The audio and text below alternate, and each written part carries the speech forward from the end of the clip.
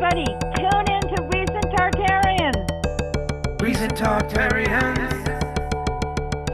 Recent Tartarians.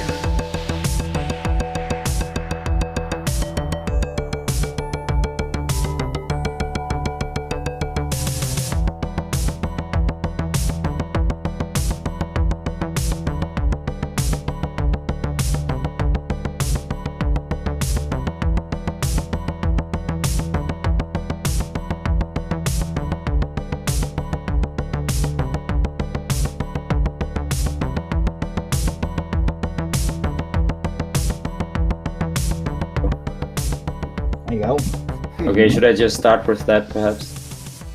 Yeah, you just go. I'll go ahead and share your screen. Okay. Warnings for children. We recently talked a bit about Disney and how the technology was cloned by the British military in order to make propaganda to help in the war effort through the advertising of war bonds, amongst other things, which evolved into a sophisticated operation around the planet that used the technology of the media arts in propaganda in order to further a goal. We also looked at how that agenda might not always be completely negative, though not necessarily purely righteous either. Now, all this Disney stuff reminded me of an attraction that was at California Adventure. And this was an early attraction back when they first opened the park. And California Adventure, for those who don't know, is next to Disneyland and is built as a sort of bonsai garden version of the entire state of California. And when it first opened, there was a giant temple with 16 pillars and 8 sides with a 360-degree painted mural of the giant goddess Khalifa in front of the wandering immigrants to California. All of this torn down today, and in fact the building only stood for 8 years before they tore down the temple. But inside the temple, on all 8 walls, there was a statue of the giant goddess Khalifa, in between 8 movie screens. And using the traditional Disney magic used to present the ghouls in the haunted mansion, projectors light up the face of the goddess Khalifa and project Whoopi Goldberg directly onto the statues, all 8 of them. And as vivid as my memories are of 2001, I cannot remember every word verbatim. However, it went something to the effect of, "Hello, I am Khalifa, the goddess queen of California, and I make the dreams of all who come here come true."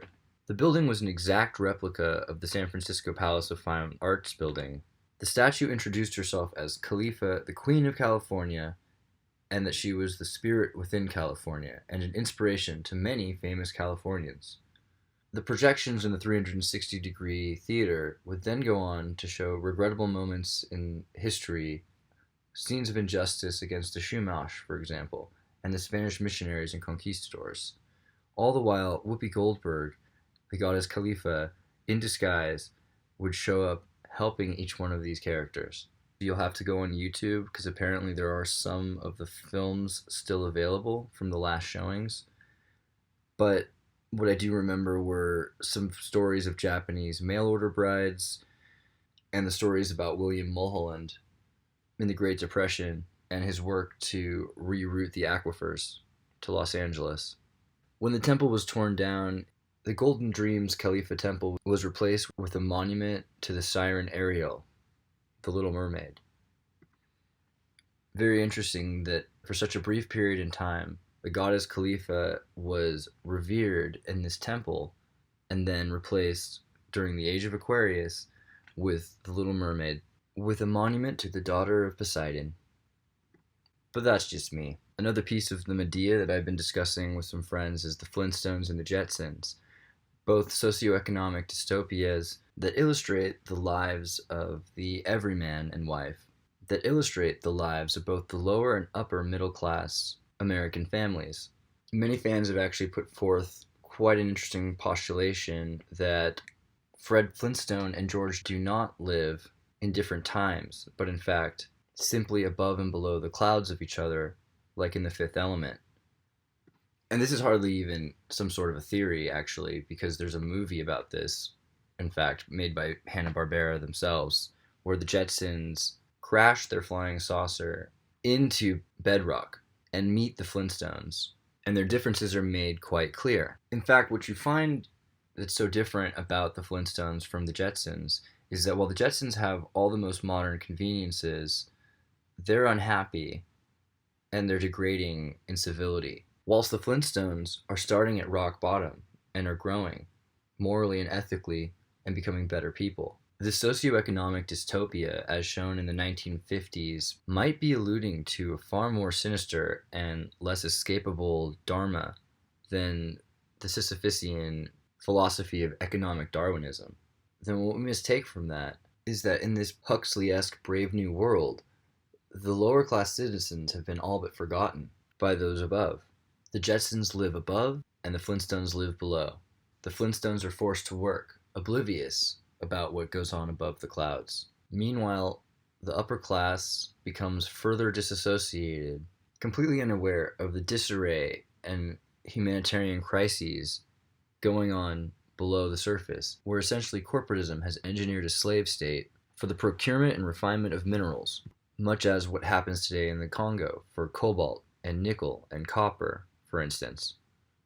All the while refined and represented to the Jetsons, who live a vapid and isolatory lifestyle, where automation and convenience has reduced entropy, have efficiently reduced their pleasures to nanoscopic proportions. But its convenience belies the chaos and disorder that comes with the use of these machines. The disconnection provoked between the family members, the emptiness of their days not replaced with greater aspirations. All the while, never more the wiser that they are in fact the slaves to the machines which run their entire society and lift them above the clouds and lightning storms, and with their artificial intelligence and wit, could choose not to. Meanwhile, below, under the clouds, they are learning. The Flintstones are rebuilding. Every tragedy, every heartbreak, every dysfunction brings them closer together, and their solidarity strengthens their values. Where George Jetson is a boring, lying, respectable businessman with a broken love life and a trophy wife he has to pay off to keep her around, Fred Flintstone is not so. In many respects, closer to a bum, barefoot, undereducated, impoverished, short-sighted, selfish, short-witted, short to temper, overreactionary. These are some words to name a few. Yet unlike George Jetson, Fred Flintstone is different. Fred Flintstone is learning, and Fred Flintstone becomes a better person. And every time something doesn't work, they invent new solutions, such as an Archimedean flying bicycle, or when Barney is unable to have a child because of his infertility, the idea of adoption. And though Fred can't afford to buy Wilma pearls and only give her white stones he polished himself by hand, Wilma sticks with Fred Flintstone despite his shortcomings because of something he has that George Jetson does not. Fred Flintstone is a decent human being and a hard worker, and he's willing to fight for what's right to the point of losing. And to a greater extent, that dynamic is projected on the rest of the family as well. The Jetsons are complacent, while below, in bedrock, every day they are becoming closer to discovering the truth, and are simply waiting to rise above and purge Spacely sprockets. The Black Cog Company that produce many of the conveniences that make it possible for this dynamic to exist. In the animation where the Jetsons meet the Flintstones, the solution does become a redistribution of technology and wealth, interestingly enough. So I've been wanting to talk about Dolphin agents for a while now, and it has a lot to do with the Joe Rogan podcast, where Jones went into the idea of some pretty trippy stuff, and an explanation for the technology and the study revolving around out-of-body experiences, such as oxygenating the blood when the heart is stopped in order to have them, but also how crazy these experiences are and how you can develop a tolerance where the key gets tighter and tighter and the door gets smaller and smaller. And also to navigate in these realms can be quite disorienting, as studies have shown in Johns Hopkins University or by the MAPS Association. Now, because of the difficulty to navigate these realms, which could easily at this point be triggered but not necessarily understood, very difficult to comprehend, there's always been interest in finding ways of measuring and navigating the psyche. Before acute schizophrenics, or psychedelics as they're referred to today, it was common to study as a doctor schizophrenics in order to understand the ethereal realms, and before that, to study those who were supposedly possessed. A mediator made it easier to avoid being controlled by the experience as a witness. Also throughout history, there's been an association, at least in theory, with the phenomena of psychomysticism, the psyche, astral projection, and actual events in our realms. Countless stories have been told throughout time of people who knew just at the right moment that they needed to get out before a fire, or that they needed not to get on a plane. And that kind of phenomena of ESP goes back thousands of generations. And in fact, wouldn't you know it, humans aren't even the only ones to have ESP, and anything detectable and possibly weaponizable is of interest to the military. So, very early on in the American intelligence, and probably earlier in Her Majesty's Royal Intelligence, theories were commissioned by the military in order to weaponize and militarize the psychoelectric technologies that had been invented in the 18th and 19th centuries for the purposes of transaugmented reality detection and ranging, or TARDAR. This is very real. The idea of ranging transaugmented realities has not only been discussed and commissioned, but has been successfully achieved, and in some of the weirdest ways possible, but literally exactly as crazy as it sounds. And this one might be kind of crazy to some people, but you can totally look it up. It's completely true, and I think it's a really important way to have hubris about intelligence and psychomysticism in the military, and also how far back this really goes in terms of ranging transaugmented realities with machines or animals or other people.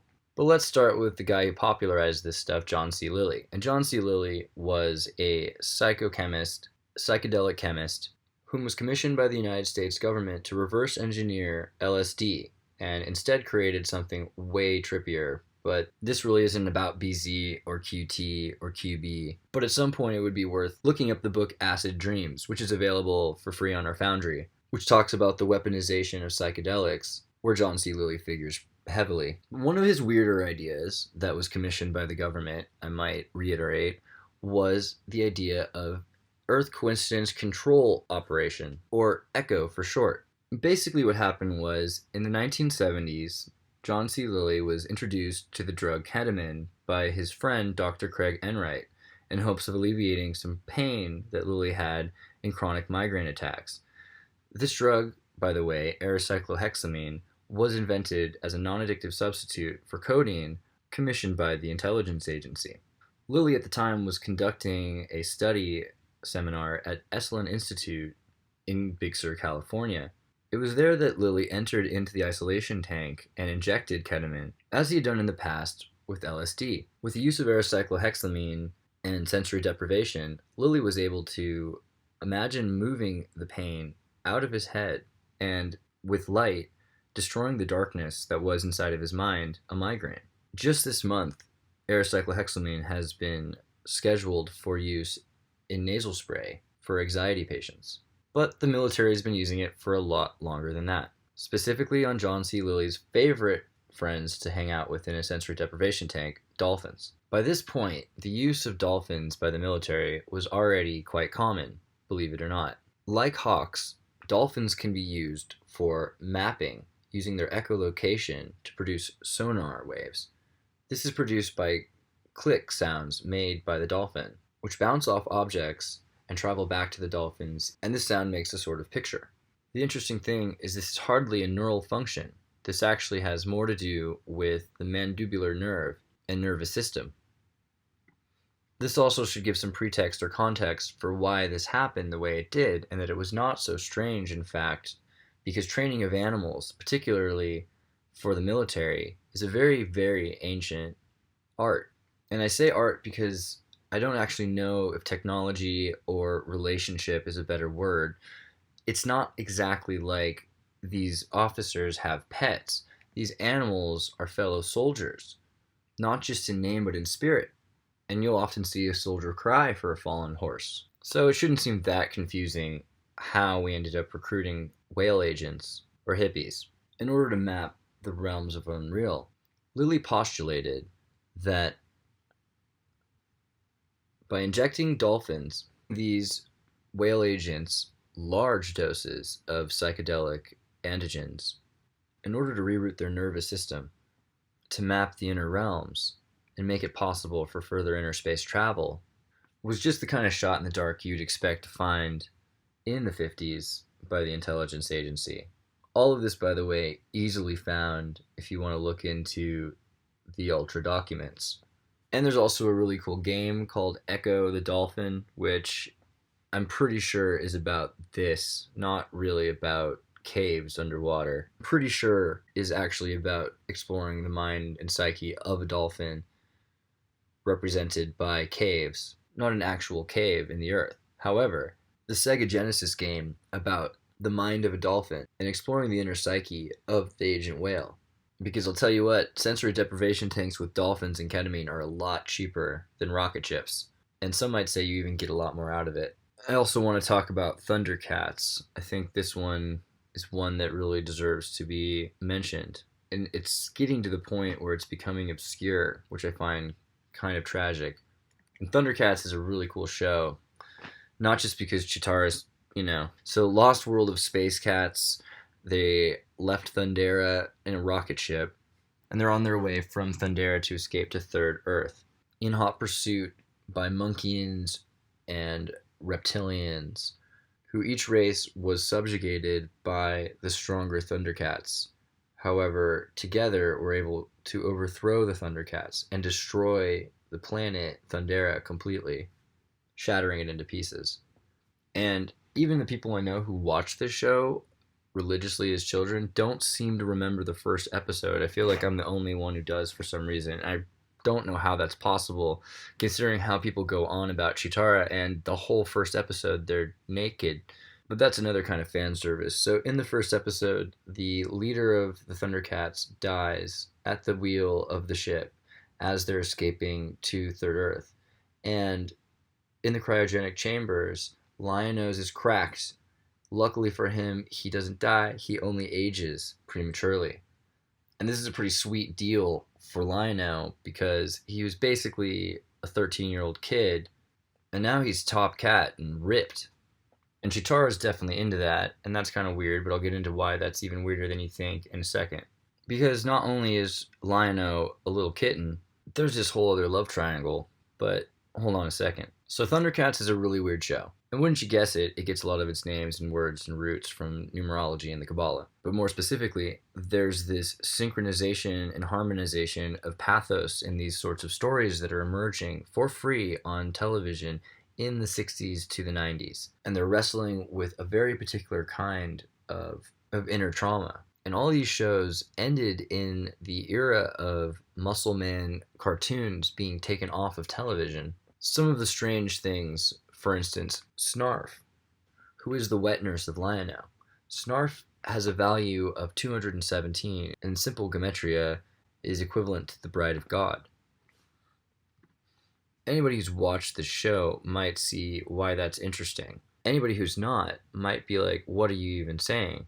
And to be honest, I really like that. That kind of inside joke is clever, and it shows you a sort of cryptology where logos are meant to catfish you. And gosh, this is my favorite example, probably in almost any show. On Third Earth, they're lay sleeping inside the Third Earth pyramid betwixt the obelisks that shoot fire into the sky, a very ancient evil.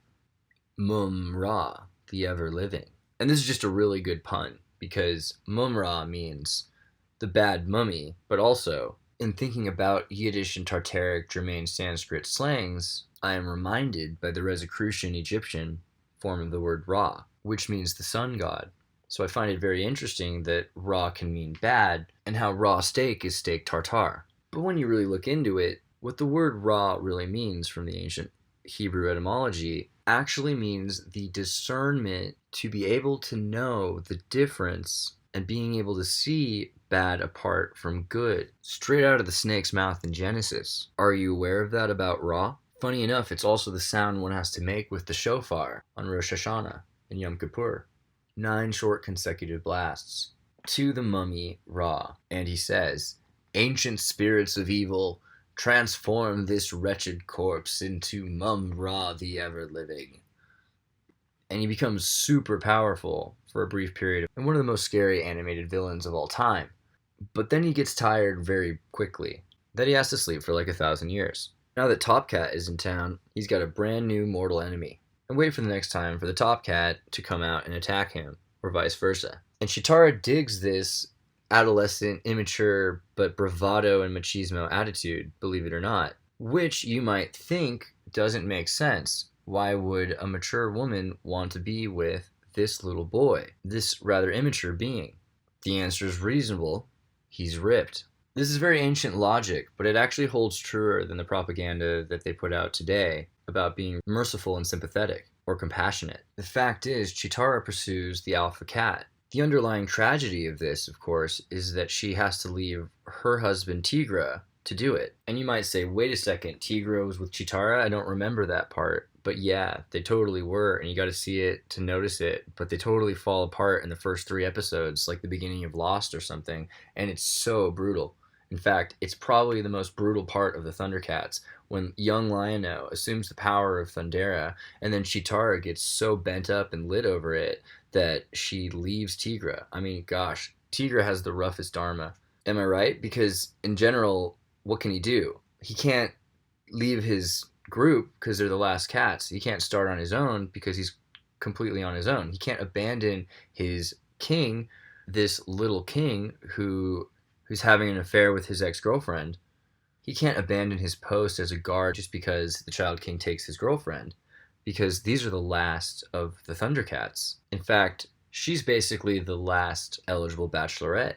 I mean, there is Wily Cat and Wily Kit, and clearly Wily Kit was meant to be groomed for Lion-O. And since that doesn't happen, the comic books get into some very weird stuff that goes on with Wily Cat and Wily Kit as slaves under Mum-Ra, but I don't think I should go there. The underlying point of this story I wanted to establish is the human nature narrative, or the animal instincts, rather, and the differences between logic and emotion, which are demonstrated by Tigra and Chitara. Because Lionel's story is more one of his personal growth, maturing into his body, which he now has. It is often too much power for him to possess, and so it must be put away, almost like the King David in the Bible. His relationship with his friend Tigra borders on cardinal violation, and I've not judged which side it falls on. And while I don't really have a resolution for you, this is just something I've always wanted to talk about ever since I saw this cartoon. And I think it's an underrated narrative that probably predates the Anakin Skywalker mythos, and in a lot of ways correlates with it. But it also demonstrates something that alludes to something that Star Wars downplays due to, as Slavoj Zizek refers to, the pathology of the chauvinist, who is identified by being cheated on, and must eventually correlate that lack of respect with their own identity. And while this discipline and humility is important in order to serve a higher goal, Chitara's almost biblical role in this story should not be overlooked. In fact, it already has been. And I think it's time we start to think about these qualities in our characters and in our own character, instead of qualifying these as simply children's heroes. These stories are warnings for children to fear men and women more than monsters, and there might be something to that. Thanks for listening. Hey, everybody, tune in to Recent Tartarians. Recent Tartarians.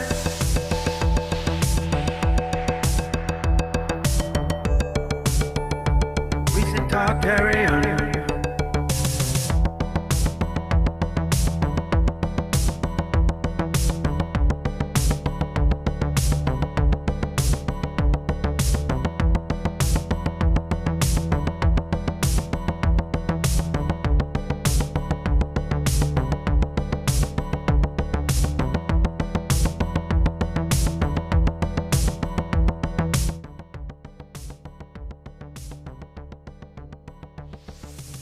If you're interested in trying out the Foundry, just visit tartarynova.com